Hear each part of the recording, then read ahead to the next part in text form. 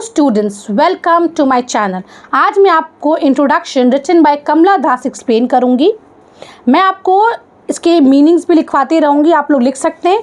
उसके बाद मैं आपको इस तरह से एक्सप्लेन करूंगी कि आप लोग अपने आंसर्स में भी लिख सकते हैं मेरे वीडियो को पॉज कर करके। अगर फिर भी आपको कोई डाउट होगा किसी लाइन में, कोई वर्ड में, कोई फ्रेजेस में, तो आप मुझसे प्लीज़ पूछ सकते हैं। So now let's begin introduction. And ये एक फेमिनिस्ट पोएम है, ये बहुत ही कनेक्टेड पोएम है and I am very much pretty much sure कि ये पोएम आपको कहीं ना कहीं थोड़ा सैड भी करेगी और एक मोटिवेट भी करेगी। So now let us continue. I don't know politics but I know the names of those in power. मतलब वो प्रिटी मच श्योर है कि उनको उन लोगों के नाम ज़रूर याद है जो आज पावर में, यानी कि जो हेड है अभी। And can repeat them like the days of week, Monday, Tuesday, Wednesday. हम लोग जितना आसानी से बोल पाते हैं उस तरह से वो बता सकती हैं, क्योंकि ज़्यादा टाइम भी नहीं हुआ हमारे इंडिपेंडेंस को। The first and the second reason and the most important is all are men. जो भी पॉलिटिक्स में है, इंदिरा गांधी से पहले सभी मेन थे, हमारे देश के सारे प्राइम मिनिस्टर्स।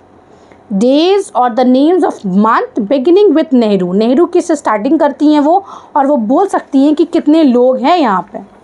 यहाँ पे आप लोग आंसर्स के लिए भी लिख सकते हैं। The poetess is ignorant of politics but she knows the names of those in power instinctively and is capable of repeating them easily, आराम से।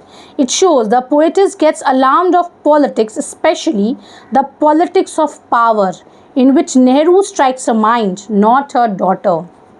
One point is clear that the male dominance in the arena of politics, यानी कि mail का कितना dominance है। यहाँ पे आप लोग थोड़ा ये भी बैकग्राउंड में आपको एक्सप्लेन कर देती हूँ, आप लोग लिख सकते हैं अपने आंसर्स में। Kamala Das is one of the members of the poetic trinity of the Indo Anglican poets. Indo Anglican poets का वो भी एक हिस्सा है। The other two beings are Nissim Ezekiel and the Ramanujan. Ramanujan, Nissim Ezekiel, और रामानुजन का बहुत ही पोयम है, फेमस है, राजमोहन वाइफ। निसिम इज़ेकियल का है एंटरप्राइज, और कमला दास का introduction. She has been called a poet in the confessional mode, यानी कि वो कन्फेस कर रही हैं। आपको पता चले आई है ना, I mean to confess. The confessional poets deals in their poetry with personal emotional experience which are generally taboo, जो चीज़ मना किया जाता है पर फिर भी लोग एक्सप्रेस करते हैं अपना। यहाँ पे बहुत सारा चीज़ आप भी पढ़ेंगे तो आप लोग भी पढ़िएगा तो आप लोग को समझ में आएगा कि बहुत सारा चीज़ जो वो एक्सप्लेन कर रही हैं वो बहुत ही पर्सनल है। There is ruthless self analysis and a tone of utter sincerity. The facts are not always true but there is no dedications at all from emotional truth. Confessional poetry is a struggle to relate the private experience with the outer world as it is. एक बहुत ही बड़ा struggle है कि अपनी private experiences को आप outer world के साथ share कर पा रहे हैं। Such a struggle is in evidence in the poems of Kamla Das from a very early stage. An introduction is included in a first collection of poems, Summer in Calcutta. In the poem, she speaks in the voice of a girl, rebelling against the norms and dictates of a patriarchal society which ask her to fit in and belong against her own wishes. मतलब उनको अपने wishes के खिलाफ जाने के लिए बहुत सारा टाइम सोसाइटी उनको दबाव डालती है कि अपने विशेस के अगेंस्ट जाए। ओके, अब मैं आपको वापस से पोएम एक्सप्लेन करती हूँ। फर्स्ट उनके विशेस के अगेंस्ट क्या कहते हैं, पहले वो खुद को एक्सप्लेन कर रही हैं, खुद का वो डिस्क्रिप्शन दे रही हैं। वो कह रही है I am Indian, very brown, मतलब हम लोग को ब्राउन कहा जाता है इंडियंस को। Born in Malabar, I speak 3 languages, write in 2 and dream in 1। यहाँ पे एक्सप्लेन कर रही हूँ मैं आपको lines. The poetess claim that India is her motherhood. India जो है उनका मदरलैंड है। Her colour is brown, very brown, not fair. She is born in Malabar, okay, and speaks 3 languages, her own mother tongue, Malayalam, national language, Hindi, and global language, English. 3 language उनको आता है। She declares that by default she is an Indian. वो बोल रही है ना, by default she is an Indian. Other considerations follow this factor. She say that she is born in Malabar. She does not say that she belongs to Malabar. Okay, she is far from regional prejudice. वो ये नहीं कहे she belongs, she is born. She first defined herself in terms of her nationality and second by her color. And she is very proud to exclaim that she is very brown. Very brown मतलब यहाँ पर वो दिखा रही हैं कि उनको उस ज़माने में तो फेयरनेस का बहुत ज़्यादा क्रेज़ था और आज भी है. इसीलिए आप एड्स भी ऐसे आते हैं कि आप इतने दिन में आप ये ब्राउन सा फेयर हो जाइएगा, विच इज़ नॉट गुड. आज हम लोग उस चीज़ को प्रेज़ करें. आप जाके फेमिनिस्ट लोग के ये चीज़ को बहुत ज़्यादा प्रमोट कर दिए हैं कि अगर आप मोटे भी हैं तो उसी में आप खुश रहिए, उसी में आप खुद को दिखाइए, आगे बढ़िए. अगर आप ब्राउन भी हैं, नो मैटर वॉट, जैसे वेस्टर्न कल्चर्स में तो आप खुद को आगे लाइए, खुद को वही ब्यूटी है आपका. आपको ज़रूरत नहीं है कि आपको ब्राउन से वाइट होना होगा. That is your beauty and you should be proud of your own colour. That is what God has made you. तो यही चीज़ वो बता रही हैं. उस ज़माने में वो खुद में प्राउड फील कर रही हैं, जिस ज़माने में लड़कियां जो है काले रंग को और ये रंग को खुद के ऊपर वो अभिशाप मानती थी कि मुझसे कोई शादी नहीं करेगा, मुझे कोई पसंद नहीं करेगा, and this and all that. यहाँ पे वो कह रही हैं आई स्पीक 3 लैंग्वेजेस, राइट इन 2, यानी कि वो 2 लैंग्वेजेस में लिख सकती हैं. पर ड्रीम इन 1 मतलब ड्रीम का अपना कोई लैंग्वेज होता है? नहीं.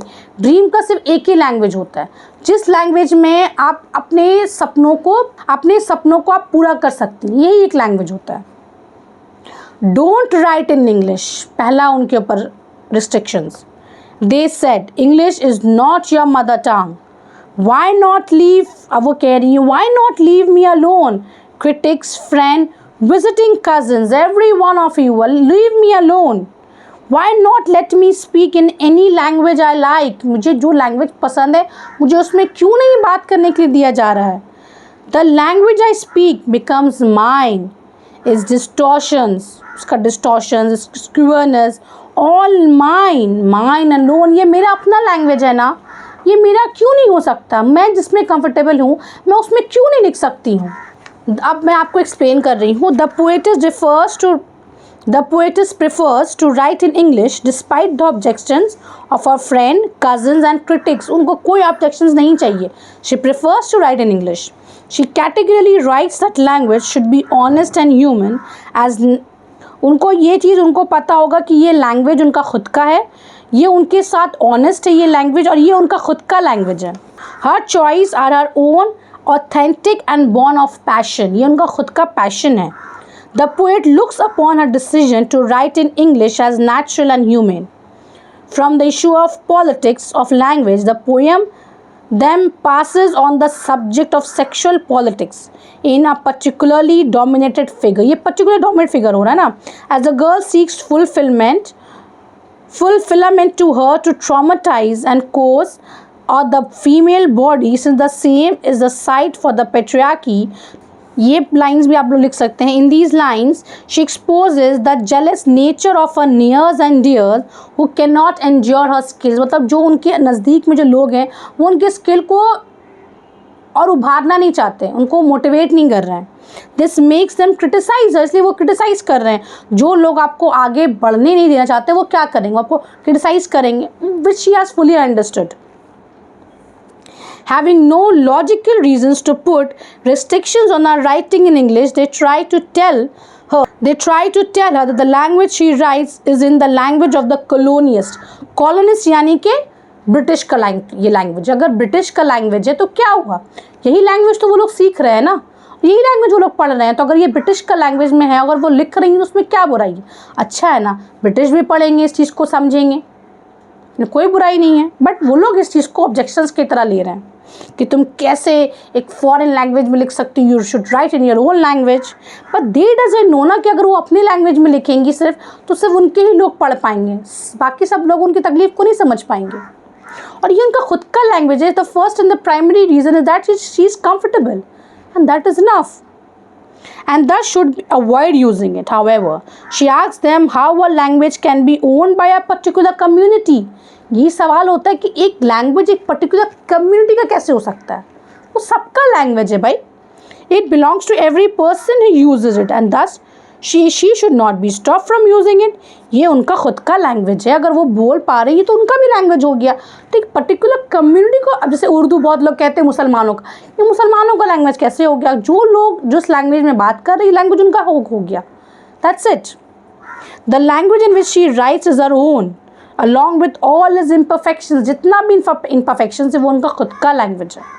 And strangeness, the language is though not fully English, yet she considered it to be honest. उनको पता है वो बहुत ही सिंपल इंग्लिश में लिखी हैं, बहुत ही हाईली क्लास मतलब सोफिस्टिकेटेड इंग्लिश में नहीं लिखी हैं वो, बट ये उनका खुद का language. She is comfortable because like her as a language is also imperfect like her, which is a quite normal thing. उनको पता है कि जैसे वो इम्परफेक्ट है उनका लैंग्वेज भी इम्परफेक्ट है. She has no problem in it.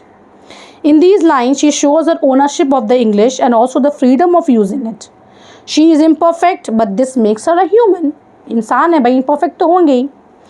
Thus, she should not be scolded for her mistakes or shortcomings. But she wonders why the society ignores the mistakes or even blunders of men. क्यों लोग मर्द की बड़ी बड़ी गलतियों को नज़रअंदाज कर देते हैं and question the mistakes of women. Although the fact is that every person in the world is imperfect. हर दुनिया में हर लोग imperfect है, पर सिर्फ मर्द को ही की सारी कमियों को क्यों नज़रअंदाज किया जाता है और औरतों की हर छोटी छोटी कमी को क्यों ध्यान दिया जाता है, क्यों उनको टोका जाता है, क्यों उनको समझाया जाता है हर जगह में, जहाँ उसके उसके उसके कंपैरिजन में मर्द को उसका 10% भी नहीं समझाया जाता. ऐसा क्यों है? Why this hypocrisy? उसके बाद let us come back to the poem. She say the language I speak becomes mine is distortions or skewness, all mine alone. It is half English, half Indian, funny perhaps, but it is honest. It is as human as I am. Don't you see? It voices my joys, my longings, my hopes, and it is useful to me as conning to crows or roaring to the lions. ये ऐसे ही है मेरे लिए जैसे कौवे की उसके लिए आवाज़ और लायन का उसके अपने लिए आवाज़. It is human speech, the speech of the mind that is here and not there, a mind that sees and hears and is aware, not the deaf, blind speech of trees in storms or monsoon clouds or of rain or the incoherent muttering of the blazing funeral pyre. यहाँ पे वो साफ साफ बोल रही हैं कि ये मेरा अपना लैंग्वेज है, ये ऐसा लैंग्वेज है कि ये डेफ और ब्लाइंड भी समझ सकता है. अब मैं आपको उसको एक्सप्लेन कर रही हूँ so that you will be able to write in your answer. It is the language of our expressions and emotions. ये उनका लैंग्वेज है जिसके थ्रू अपने इमोशंस अपने एक्सप्रेशंस को आपके सामने शेयर कर सकती हैं. She is able to share her languages, her voice, her joys, her sorrows, her hope, सब कुछ. It comes to her as, इस तरह से उनको वो आता है ना ये लैंग्वेज इंग्लिश, वो इस तरह से वो फ्लुएंट है जिस तरह एक कौवा अपनी आवाज़ को लेकर है, एक मुर्गा है, एक बकरी है, एक कोई भी जानवर, एक शेर क्यों ना हो, आराम से वो दहाड़ लेता है. उसको सीखने की ज़रूरत नहीं है दहाड़ना वैसे ही. It comes to her as cunning comes to the crowds and roaring to the lions and is therefore impulsive and instinctive. It is not the deaf, blind speech. Though it has its own defect, it cannot be seen as has her handicap. अपना defect है पर उसके लिए handicap नहीं है. It is not unpredictable like the trees on storms or the clouds of rain. इस तरह भी नहीं कि अनप्रेडिक्टेबल है, वो प्रेडिक्टेबल है, वो समझा पा रही हैं. It possesses a coherence of its own, an emotional coherence. एक इमोशनल अटैचमेंट है उनका. The primary function of human speech is to create awareness. It is neither blind nor deaf. She echoes the views of the linguistic that language conditions consciousness. Perhaps this function of language impels the poetess to rebel against male dominations and subordinations of women in a patriarchal society. वो fully against है और वो fully इस चीज़ के against जा रही हैं कि जिस तरह से औरतों को दबाया जाता है हर तरह से. The poetess distinguishes human speech from the other modes of communications of natural phenomena और sad human event like funeral. मतलब यहाँ पे poetess जो है distinguish कर रही है human speech को और other modes of communication. जैसे होता है एक इवेंट कैसा होता है फ्यूनरल पाए, जब कोई फ्यूनरल होता है वो अलग इवेंट होता है, वहाँ पे लोग कम बात करते हैं. वैसे the primary function of human speech is to create awareness. Human speech का एक मेन मोटिव होता है अवेयरनेस क्रिएट करना, मतलब हम अपनी बात पहुँचा सके, अपने आप को कन्वे कर सके सही वे में. It is neither blind not deaf, ना ही अंधा है ना ही डेफ है, ना ही बहरा है. She echoes the views of the linguistics that language conditions consciousness. Perhaps This function of language impels the poetess to rebel against male's dominations and subordination of women in a patriarchal society. मतलब यहाँ पे वो सीधा सीधा rebel कर रही हैं कि मेल डोमिनेशन और सबऑर्डिनेशन का जो पेट्रियार्कल सोसाइटी में है, मर्द जो है वो हमेशा से औरतों को डोमिनेट करते हुए आए हैं और यही चीज़ का वो रिबेल कर रही हैं, वो अगेंस्ट जा रही हैं. She says it is the language of her expressions and emotions as it voices her joys, sorrows and hopes. ये वही लैंग्वेज है जिसके मीडियम से वो अपना जॉय, अपना सॉरो, अपनी तकलीफ़, अपनी खुशी, अपनी उम्मीदें सब बयान कर सकती हैं. It comes to her as conning comes to the crows. जैसे कौवे को उसकी अपनी एक आवाज़ है, जिसे उसको आती है काई काई, वो उसकी अपनी एक नेचुरल आवाज़ है, उसको कुछ करना नहीं है वैसे ही. And roaring to the lions, और लायंस की जैसे धारणा उनकी अपनी आवाज़ है वैसे ही. And is therefore impulsive and instinctive. It is not the deaf blind speech. कोई अंधे और बहरे की आवाज़ें नहीं है ये. दो through it has its own defect, it cannot be seen as a handicap. इसका खुद का अपना एक डिफेक्ट है, पर ये हैंडीकैप नहीं है, ये उसका अपना एक लैंग्वेज है. It is not unpredictable like the trees on storm or the clay or the clouds of rain. ये अनप्रिडिक्टेबल भी नहीं है जैसे क्लाउड्स में और ट्रीज का अनप्रिडिक्टेबल. ये अनप्रिडिक्टेबल नहीं, आप उसको प्रिडिक्ट कर सकते कि ये अच्छा ये बात बोला जा रहा है इस कॉन्टेक्स्ट में, इसके बाद ये बात बोला जाएगा. It possesses a coherence of its own, an emotional coherence. इसमें एक इमोशनल कनेक्शंस भी है. It is interesting to note that in this poem, the word they stands for the members of our family and other people of society who are conservative. जो लोग conservative minded है ये उनके ऊपर भी है. And the patriarchal in their attitude to individual and social norms and practice. जो थोड़े patriarchal है, यानी कि मेल डोमिनेशन को सपोर्ट करते, ये उन लोगों के ऊपर है. On the connotative scale, they also shows the traditional and patriarchal domination of any societal framework where the women have little freedom to voice their views. यहाँ पे औरतों को आज़ादी नहीं है कि अपनी व्यू को वो वॉइस, यानी अपने थॉट्स को, अपने जज्बातों को या अपने दिमाग में कोई भी अगर उनकी बात है वो उनको सही वे में एक्सप्रेस कर सके, ये चीज़ की फ्रीडम औरतों को बिल्कुल नहीं है. Against and again them in this poem the repetition of the word they comes again and again which reminds us of the term they in the poem. मतलब बार बार ये जो repetition है ये हम लोगों को यहाँ पे emphasize करवा रहा है. Now come back to the poem. I was child and later they told me I grew, for I became tall, my limbs swelled and one or two places sprouted hair. कुछ जगहों से मेरे hairs आने लगे, मैं बड़ी हो गई थी, मुझे ये कैसे लगा कि मैं लंबी हुई, मेरे जो शरीर है वो लंबा हुआ. When I asked for love, मतलब वो अपने बारे में कह रही है. When I asked for love, not knowing what else to ask, मुझे पता नहीं था कि इसके अलावा मैं और क्या चाहूँ. मुझे प्यार चाहिए था, तो मैंने, क्योंकि वो बड़ी हुई, उनकी शादी हुआ, तो उन्होंने प्यार चाहा. प्यार के वजह में उनको क्या मिला? What else to ask? For he drew a youth of 16 into the bedroom and closed the door. मतलब ये उनको मिला प्यार के बदले. उसके रूम के अंदर ले जाया गया, रूम का दरवाज़ा बंद कर दिया गया, बस यही उनका प्यार. वो प्यार जो उनको चाहिए था वो नहीं मिला, उनको वो प्यार देना पड़ा जो सामने वाले उनके पार्टनर को चाहिए था. And that is lust, not love. अब वो कह रही हैं, he did not beat me, but my sad woman body felt so beaten, the weight of my breast and womb crushed me. यानी कि अब वो प्रेग्नेंट हो गई थी. I shrank pitifully, मतलब मैं इतनी छोटी कुब्जा गई थी, मतलब ऐसा लग रहा था कि मैं बहुत अपने आप में समा गई हूँ. I shrank pitifully. Now please note down the answer.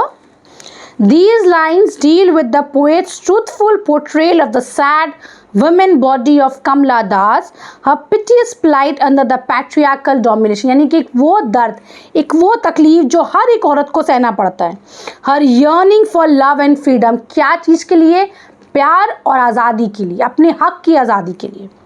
They also show the miserable condition of an average Indian girl who is married immature to an unknown boy by the parents or the head of the family. मतलब उनकी शादी करा दी जाती है immature year में, और एक ऐसे इंसान के साथ जिसको वो जानती भी नहीं है और जो उनसे उम्र में भी 10 गुना ज़्यादा बड़ा होता है, 10 साल 20 साल बड़ा होता है.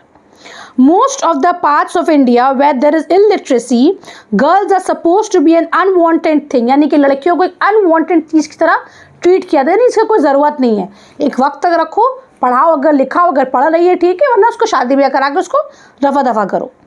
दे are treated as dolls in the hands of the parents, they are viewed as a burdens of the family, उनको बोझ माना जाता है। So the head of the family wants to get the girl child married as soon as possible so that they may be able to free from the burden of the family, यानी कि वो उनको बोझ समझते हैं, क्योंकि सबसे बड़ा रीज़न है दहेज। दहेज प्रथा से लड़कियों को ज़्यादा बोझ समझा गया। जो डाउरी सिस्टम जब से आया इंडिया में, ये कल्चर को जब से बढ़ा चढ़ाया गया, तब से जो है ना ये चीज़ बहुत ज़्यादा और लड़कियों को बोझ समझा गया। इसीलिए फीमेल इन्फेंटिसाइड के केस इसलिए इतने ज़्यादा बढ़ गए हैं इंडिया में, क्योंकि जहाँ पे dowry system is at peak, is eight highest peak. इसीलिए जो है ना माँ बाप लड़कियों को बोझ समझते, उन्हें पढ़ाते नहीं है, लिखाते नहीं, वो पैसा जमा करते, उनकी शादियों में खर्च करते और फिर उनसे आज़ादी ले लेते। That's it. The age of puberty is full of new joys. जब एक प्यूबर्टी का जब प्यूबर्टी का एक एज आता है, जब लड़कियां या लड़के जब जवान होते हैं, तो एक खुशी का टाइम होता है, इंसान खुद को महसूस करता है, समझता है। Full of new joys, emotions and a jubilant frenzy, it is an age which needs love and freedom. यही एक वक्त है जब इंसान को प्यार और फ्रीडम और एक नया चीज़ भी इंसान सीखता है। जब वो 13 से 19 के एज में होता है, that is called teenage. And teenage is a time where we love to discover new ideas, we love to discover new places, new peoples, और बहुत सारे इमोशंस हमारे, हम लोग टैक्टफुल होते हैं, ना हम लोग बड़े होते हैं ना हम लोग बच्चे होते हैं। हम लोग एक ऐसे एज में होते हैं जहाँ हमारी लाइफ कब क्या टर्न लेते हमें भी पता नहीं होता। हमें अपने करियर का पता नहीं होता, हमारे आगे फ्यूचर एस्पिरेशंस क्या, हमें वो पता नहीं होता। तो इसीलिए जो है ना ये जो एज होता है इसको टीन एज कहते हैं, teen age. But what happens to Kamla Das is just the otherwise. She is forcibly married to a 16-year-old boy and the door of the bedroom was closed. The closing of the bedroom door is again euphemistic and suggestive. Euphemistic का spelling होगा EUPHEMISTIC. Suggestive, it connotes the sexual copulation between the husband and wife so as to procreate issues. Procreate यानी कि और बच्चे हों. The closing of the bedroom may also be interpreted metaphorically. Metaphorically भी हम लोग इसको interpret कर सकते हैं. The word door is a universal symbol of liberty and freedom. दरवाज़ा liberty और freedom में आपका बंद हो जाना, यानी कि आपको कैद कर देना. So here the closing of the door suggests the closing of the liberty of a girl child. दरवाज़ा बंद करना यानी कि लड़की का जो उसका उम्र हो रहा है बढ़ने का, सीखने का, फ्रीडम मांगने का, वो सब बंद कर देना. Before marriage, she is protected by her parents. After marriage, by her husband. And after the death of her husband, by her children. तो औरत की अपनी ज़िंदगी है कब? कभी नहीं है. Well, the sentence "he did not beat me" is also very suggestive. He stands for the poet's husband. He मतलब poet's husband. A 16-year-old boy. In this poem, he does not mean only the husband of Kamla Das, but it is also suggests the universal masculine gender. सिर्फ अपने husband को ही वो denote नहीं करी, masculine gender को ही पूरा वो यहाँ पे सामने रख रही है. The cruel and callous patriarchy that is notorious for creating unwanted bumps in the path of the women's freedom. वो मर्द के बारे में जो मर्द वो नोटोरियस और क्रूअल होते हैं और वो शैतान दिमाग के होते हैं, जो औरतों की सिर्फ फ्रीडम के आगे आते हैं, उनको बंदिश में रखते हैं, उनको अपनी सिर्फ ख्वाहिशें पूरी करने के लिए रखते हैं. The word beat in this line has been connotatively used. It does not show the physical beating, but the sexual and mental torture जो उनको होता है. Perhaps this is why Kamla Das used the phrase "my sad women body", इसलिए उन्होंने ये word use किया. These lines also show the pathos and helplessness of a woman who feels like a bird caught in a cage. उनको आज़ादी चाहिए थी, उनको उड़ना था, पर उनको एक पिंजरे में बंद कर दिया गया. The sentence "shrank pitifully" arouses pity and pathos for the woman. The sentence "the weight of my breath and worm crush me" is equally very connotative. It connotes the responsibility of a girl child as a mother. एक बच्ची लड़की को एक माँ बन जाना, उसके ऊपर कितनी तकलीफ होती है, मेच्योर्डनेस नहीं होती, उसका फिजिकली भी वो उतना डेवलप नहीं होती है. Who give birth to her children and nourishes and nurses them. This shows that the immature girl is not suitable for giving birth to a child. ये चीज़ भी यहाँ पे दिखा रहा है कि एक immature लड़की काबिल नहीं होती कि वे बच्चा पैदा करे। But the pity is that the girl child has to abide by the dictates of patriarchy. पर सबसे ज़्यादा तकलीफ़ और मतलब क्या कहें हम लोग, तकलीफ़ और दुख इसी बात से होता है कि उसको फॉलो करना पड़ता है, ना उसका बॉडी उसको अलाउ करता है, ना वो मेंटली फिट होती है।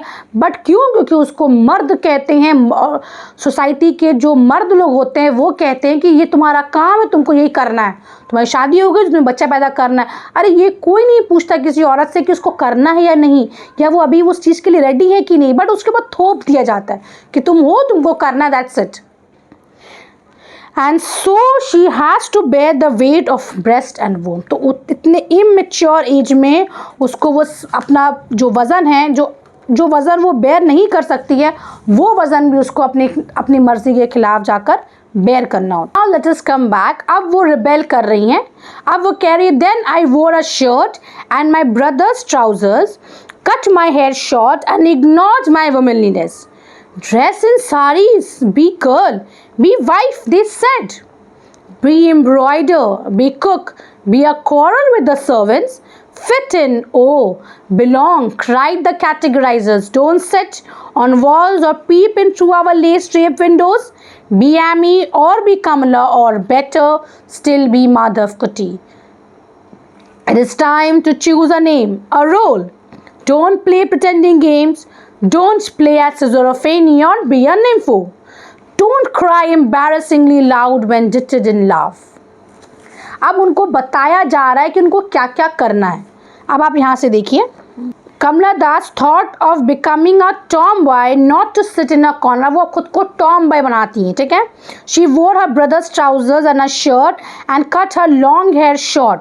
She chose dress of a boy because the dress sari always indicates a girl और अ वाइफ। वो साड़ी इसलिए हटाती है और ये ड्रेस पहनती है ताकि वो उसको एक इंडिकेशन नहीं चाहिए कि वो एक लड़की ही एक वाइफ है, उसके अलावा उसका कोई मतलब कोई और वैल्यू नहीं है या कोई और रोल नहीं है। वो खुद को ऐसा बंदिश में नहीं रखना चाहती थी। Her tomboy's nature made disgust in the mind of the so called categorisers. यही जो उनका जो रतबा जो था, जो अपने आप को चेंज की ना, ये कैटेगराइजर्स को बहुत तकलीफ दे रहा था। Who called categorizers the people who categorize men and women with limitations and freedom। कहाँ बंदिश करते हैं जहाँ पे लोग।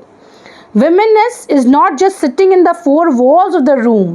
वुमेननेस सिर्फ यही नहीं होता कि हम चार दीवारी के अंदर तो हम एक औरत है। अगर हम चार दीवारी से बाहर जा रहे हैं, अपने लिए कुछ अच्छा सोच रहे हैं, कुछ कर रहे हैं, तो क्या हम औरत नहीं हैं? Amy or be Kamla, or better still be Madhav Kuti.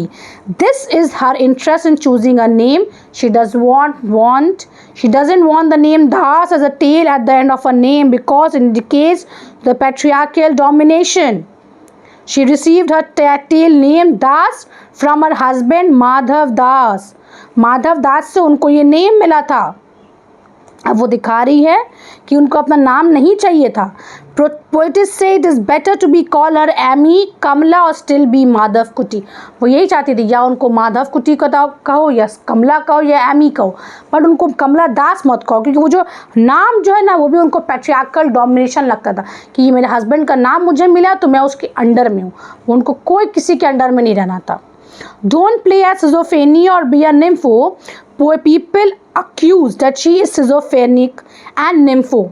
Schizophrenia as a disorder resulted in the misinterpretation of reality। यानी ये एक ऐसा डिजीज़ है जो आपको मिसइंटरप्रीट करता है, आपको रियलिटी से आगाह कर, मतलब आप अगर रियलिटी में आप नहीं जी रहे होते, आप रियलिटी से कुछ हट के कर रहे होते हैं, वो आपका एक मेंटली डिसऑर्डर होता है। मतलब जो सोसाइटी का नॉर्म्स आप उसको फॉलो नहीं कर रहे होते हैं। Michael Foucault spelling Michel Foucault। Michael Foucault understood schizophrenia as a reflection of a society's inflexibility associated with an individual's mental condition। मतलब एक इंसान का सोसाइटी के नॉर्म से चलना, उसके इनफ्लेक्सिबिलिटी, सोसाइटी जो है वो फ्लेक्सिबल नहीं, वो इनफ्लेक्सिबल है। तो इनफ्लेक्सिबिलिटी के साथ खुद को अडेप्ट करना हर इंसान के बस की बात नहीं होती है। Nympho is a woman with strong sexual desire. Kamla Das' marriage was in her early age of 16. It stimulated her to feel sense of shamefulness to her femininity which came before time. That is why Kamla Das tried to overcome her femininity being tomboyish. But people looked this tomboyish appearance as nympho। मतलब जब क्योंकि वो को tomboy बनाई तो लोगों को लगा ये निम्फो है, यानी कि उसको सेक्सुअल डिज़ायर बहुत ज़्यादा है, इसलिए ये मर्दों की तरह कपड़े पहन रही है, मतलब कुछ भी अपना बोलना। The sentence be embroider shows that one of the chief characteristics of a women is to behave like embroidery of a sari. एक औरत का काम क्या है, एम्ब्रॉयडरी होता है ना साड़ी में, एम्ब्रॉयडरी नीचे में होता है जो, उसका काम क्या होता है, नीचे में रहना। वैसे औरत का काम है नीचे रहना, झुक के रहना, ठीक है। Similarly, the women, though they are marginalized, enhance the beauty of the home with their beauty, righteousness, morality and chastity. वैसे ही एक एम्ब्रॉयडरी जैसे पूरी साड़ी को खूबसूरत बना देती है, वैसे एक औरत जबकि वो नीचे है, सबड्यू है, फिर भी पूरे घर को अपनी ब्यूटी से, अपनी राइटियसनेस से, अपनी मोरालिटी से, अपनी चेस्टिटी से घर को घर बनाती है, मकान को घर बनाती है। The phrase our laced drape window shows the closed window of the conservative men of the family. Laced drape window से बाहर मत झाँको, मतलब कंजर्वेटिव लोग सामने हैं, उनके आप विशेस के अगेंस्ट मत जाओ, अपने पैर मत बाहर निकालो। Window is the symbol of freedom and a sense of relief and openness. But here the window is under the control of the categorizers. यहाँ पे विंडो जो है उसको कैटेगराइज कर दिया गया, यानी कि उसको और बंदिश में डाल दिया गया है। Now let's come back to the poem. I met a man, loved him. अब वो एक ऐसे इंसान, अब क्लाइमैक्स आता है पोएम का, मतलब अब वो एक ऐसे इंसान से मिली है जिससे वो प्यार कर रही हैं। Call him not by any name, he is every man. हम उसको नाम से नहीं बुलाएंगे क्योंकि वो हर वही मर्द है who wants a woman, जिसको एक औरत चाहिए। Just as I am very woman who seeks love. जैसे हम भी एक वही औरत है जिसको प्यार चाहिए, लिबर्टी चाहिए, फ्रीडम चाहिए, अटेंशन चाहिए, केयर चाहिए, वैसे वो भी एक वही मर्द है जिसको सिर्फ प्यार चाहिए, मतलब प्यार के नाम एक फिजिकल टच और यूनियन चाहिए, that's it. In him the hungry haste of rivers, उसमें हंग्री हेस्ट यानी रिवर का क्या काम होता है, ओशन से जाके मिलना, बस। In me the ocean's tireless waiting, मेरे अंदर क्या है, वही ओशन है जो टायरलेस हो गया, थक गया अपने अंदर समा समा के लोगों को, ठीक है। एंड येस, अगर मैं आपको जो एक्सप्लेनेशंस दे रही हूँ, अगर इसके बावजूद भी अगर आपको कोई लाइन समझ में नहीं आती है तो प्लीज़ आप मुझे कमेंट कर सकते हैं। There is a comment section in the box जहाँ पे आपने कहा कि कमेंट लिखिए, अपनी क्यूरीज लिखिए, and I will love to give you the reply.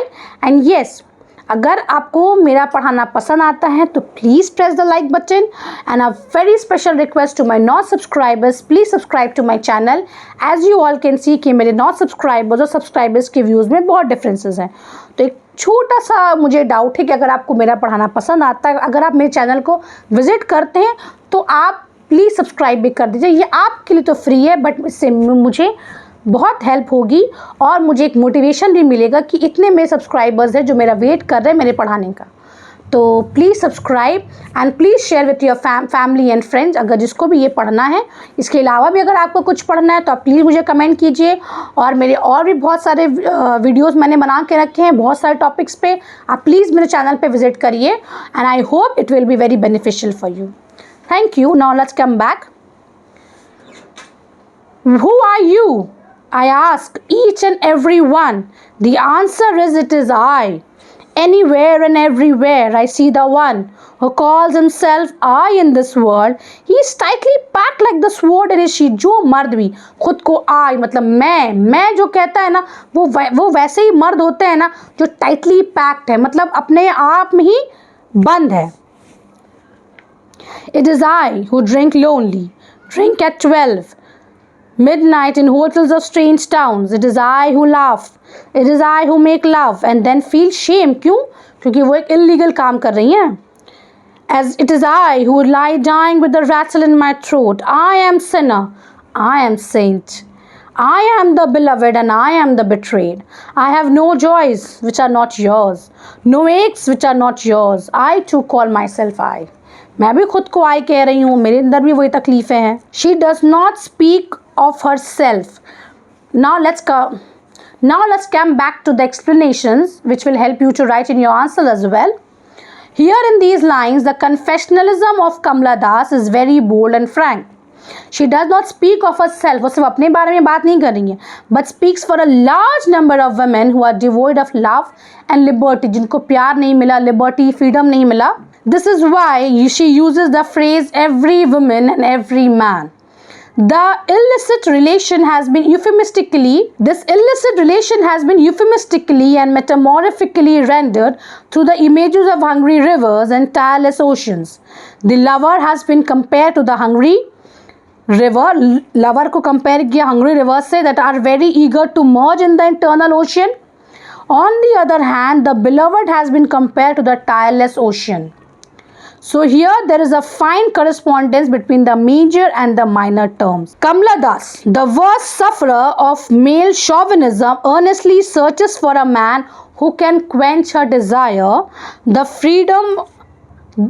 desire for love and freedom. क्या desire चाहिए तुमको? Love and freedom. She is in search of a man to whom she may share her grief, her sorrow, her pleasure and her happiness. So she asked each and every one the question, who are you? This question is very suggestive. She wants to be fully confirmed whether the man whom she is searching, उनको confirmation चाहिए था कि जिस इंसान की उनको तलाश है, she is searching for is genuine है या fake or fake, conservative or liberal. And ultimately the man is found who call himself I. फिर उनको वही मर्द मिलता है जो खुद को I कहता है. The poetess say that he is tightly packed like the sword in his sheath. उनको ये बात पता है कि वो sword in a sheath की तरह है. Here the phrase sword in his sheath is highly symbolic. It symbolizes the inner nature of a behavior of a man's personality which is always covered or hidden. मतलब man जो है ना वो हमेशा covered और hidden रहता है. Modern psychology says that man's mind is a complex organism which cannot be fathomed so easily. उनको इतनी जल्दी आप fathom यानी कि deeply आप नहीं समझ सकते, वो बहुत ही complex है. It is in the language of the fluid an iceberg. एक iceberg कैसा होता है? जमा हुआ रहता है वैसे. So on the psychological plane, the phrase shows the unfathomable and invisible self which is seldom present in man's actions. But Kamla Das is able to search for that man who was the same in both his inward and outward appearance, जो बिल्कुल same था. So she frankly observed that she enjoys the pleasures of life with him. और वो observe कर रही है और वो admit भी कर रही हैं. Here the word I, don't it is I who laugh, it is I who make laugh. इसका meaning होगा here the word I represents the inner soul. It may suggest the inner longings of an average woman who wants to be loved by her husband, free from the do's and don'ts of the categorizers. मतलब वो नहीं बंदिश कि ये करोगे तो ही प्यार मिलेगा, ये नहीं करोगे तो प्यार नहीं मिलेगा. कोई भी औरत को ये बंदिश नहीं चाहिए होती. उनको फ्रीडम चाहिए होता है कि वो जिस तरह से रहना चाहती हैं वो रह सकती हैं और हर तरीके से उनको एक्सेप्ट किया जाएगा, उनकी गलतियों को एक्सेप्ट किया जाएगा. And now the poetess has got what she wanted, but by doing so she is both ashamed of and happy. Means sinner and saint. Why? Sinner and saint, उसका meaning ये है, these lines have got antithesis and balance. There is a figure oxymoron in the words sinner and saint. There is a figure oxymoron in the words sinner and saint. Kamla Das uses the word sinner because she thinks that she has committed blunder by breaking the age-old rule of the religious bondage of marriage. एक religious bondage होता है शादी का ना, वो उनको डर, उनको कहीं ना कहीं वो ख़राब लग रहा होता है कि उन्होंने ये चीज़ तोड़ दी है. But after the marriage, her husband treated her like an inanimate object. पर शादी के बाद उनको मिला क्या? उनके हस्बैंड ने उनको एक इनएनिमेट ऑब्जेक्ट, मतलब एक वो इंसान, एक वो चीज़ जिसके अंदर कोई जान नहीं, कोई फीलिंग नहीं है, वैसे उनको ट्रीट किया गया. He was only concern with the body of the poet. मतलब उनको सिर्फ उसकी बॉडी से प्यार था, उनको उनसे प्यार नहीं था. So there was only a sexual or physical union. But in the second part of the poem, we get love, the identification of emotions of the lover and the beloved. But हम लोग को दूसरे ही part में जो है ना, अब emotions दिखता है, प्यार दिखता है. The poem is based on contrast. The husband represents the patriarchal society where women have little freedom, where they are caught in the walls of do's and don'ts, ifs and buts, where they are not allowed to sit on walls or peep in through the windows. In other words, in the first part of the poem, we get restrictions, constraints, chains and walls. सिर्फ यही दिखता है हमें. We also get here the animal-like attitude which makes the poet shrink pitifully. But the second part of the poem has a cosmic love between the lover and the beloved. Here the grief and the sorrow of the one is that of another. यानी कि एक का तकलीफ, एक का दुख, अगले का भी दुख और तकलीफ बन जाता है. The sentences I to call myself I contains very rich and philosophical things. It suggests a cosmic and eternal love. The first I suggests the beloved and the second lover. Now it is very difficult to make a gap between them because the lover has fully surrendered himself to the beloved and vice versa. We know that in religious domain, confessions plays an important part for the purging of the impurities of the body and the mind. Impurities, क्योंकि कैसे होता है ना कि Christianity में ये बहुत ज़्यादा भी मान्यता है और बाकी सब में भी है कि अगर आप अपने गुनाह को कन्फेस कर लेते हैं किसी ऐसे इंसान के, और ख़ास करके क्रिश्चियनिटी में तो चर्चेज़ में एक रूम होते हैं जहाँ पे आप अपना आके कन्फेस कर सकते हैं अपने गुनाह प्रीस्ट के सामने, और प्रीस्ट आपको शायद देखेंगे भी नहीं, बस आपका गुनाह सुनेंगे, आपको कुछ बताएंगे ऐसे करना है वैसे करना है. उसके बाद उन लोगों को ये मान्यता है कि आपका जो वो गुनाह का आपको सज़ा नहीं मिलेगा. After the confession the man becomes fully prepared for surrendering himself to the Almighty, and thereby he gets the realization of the soul. This is what here Kamala Das does to get rid of the conservative chains and surrenders her everything to that man whose soul has a close conformity with that of Kamala Das. इसलिए वही काम वो कर रही होती है, वो अपना सब कुछ उस इंसान को दे देती हैं जिससे उनका बॉन्डिंग अच्छा बनता है, जिसको वो चाहती हैं कि वो अपना सब कुछ दे दें. Perhaps this is why in the last sentence, I to call myself I, both the bodies become one. Thus, the poem, an introduction, is a representative, confessional and autobiographical poem of Kamala Das. तो यहीं पे ये poem आके and हो जाता है. अगर आपको इसके अलावा भी कोई डाउट्स है तो आप प्लीज़ मुझे कमेंट कीजिए. And thanks for watching. Thank you.